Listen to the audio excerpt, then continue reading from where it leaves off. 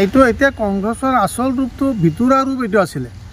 কংগ্ৰেছ স্বাধীনতাৰ পিছত মুছলমান সম্পৰ্কে ভিতৰুৱাভাৱে এই কথাটো আছিলে, কিন্তু আজি তৰুণ গগৈ ল'ৰা গৌৰৱ গগৈ ডাঙৰীয়া এই কংগ্ৰেছ প্ৰেচিডেণ্ট হোৱাৰ পিছত আচল ৰূপটো ওলাই গ'ল আৰু কংগ্ৰেছৰ এটা শুভবুদ্ধি উদয় হৈছে যে মুছলমান থাকিলেই নহ'ব নহয়, গতিকে হিন্দু মানুহসকলক প্ৰাধান্য দিলেহে অসমত কংগ্ৰেছ হ'ব। গতিকে এইটো কংগ্ৰেছে খুব বেয়া কাম কৰিছে বুলি মই নাভাবোঁ, কাৰণ কংগ্ৰেছৰ চৰিত্ৰই আচলতে সেইটো, কিন্তু এইবাৰ যোন প্ৰকাশ হৈ গৈছে। এই তৰুণ গগৈ চাহাবৰ ল'ৰা গৌৰৱ গগৈ যেতিয়া কংগ্ৰেছ সভাপতি হৈছে, দেখিছে নহয় মাইনৰিটি বেলেগত কিমান উল্লাস হৈছে যে গভৰ্ণমেণ্ট হৈ গ'ল। সিহঁতে ভাবি আছে গভৰ্ণমেণ্ট হৈ গ'ল, কিন্তু গভৰ্ণমেণ্ট হোৱা যে ইমান সহজ কথা নহয়, এই কথাটো আমাৰ মানুহে বুজা নাই।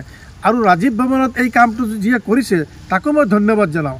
এই দাড়িওলা আৰু টুপিওলাক যে আগত বহিব দিয়া নাই, এইটো এটা লাজৰ কথা হৈছে, গোটেই জাতিৰ কাৰণে এটা লাজৰ কাৰণে এটা হিষ্টৰিকেল ইভেণ্ট হৈ গ'ল।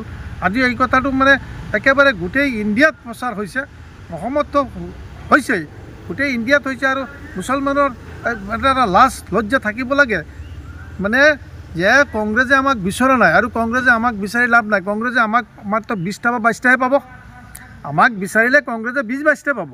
গতিকে আমাক দি অসমত গভৰ্ণমেণ্ট নহয়, আৰু আমাক বাদ দি ভাৰতবৰ্ষত গভৰ্ণমেণ্ট হৈছে এইটো কংগ্ৰেছে দেখি আছে। আমাক বাদ দি ইয়াত 2বাৰ গভৰ্ণমেণ্ট হৈছে, কংগ্ৰেছে কিয় হিচাপ কৰিব মিয়া মুছলমানক? মিয়া মুছলমানে ভোট, হিন্দু মানুহে যদি ভোট দিয়ে তেনেহে তৰুণ গগৈৰ ল'ৰাৰ নেতৃত্বত, গৌৰৱ গগৈৰ নেতৃত্বত এটা গভৰ্ণমেণ্ট হ'ব। আৰু হিন্দু মানুহে যদি ভোট নিদিয়ে, মুছলমান 22টা-23টা MLA হৈ তৰুণ গগৈ ল'ৰা আপোনাৰ সেই গৌৰৱ গগৈ অসমৰ মুখ্যমন্ত্ৰী হ'ব পাৰিব জানো? ইমান সহজ কথা পাইছে। গতিকে যিটো কাম কৰিছে এইটো কামৰ কাৰণে মই বেয়া পোৱা নাই, মই ভালেই পাইছোঁ যে এনেকুৱা ব্যৱহাৰ কৰা উচিত।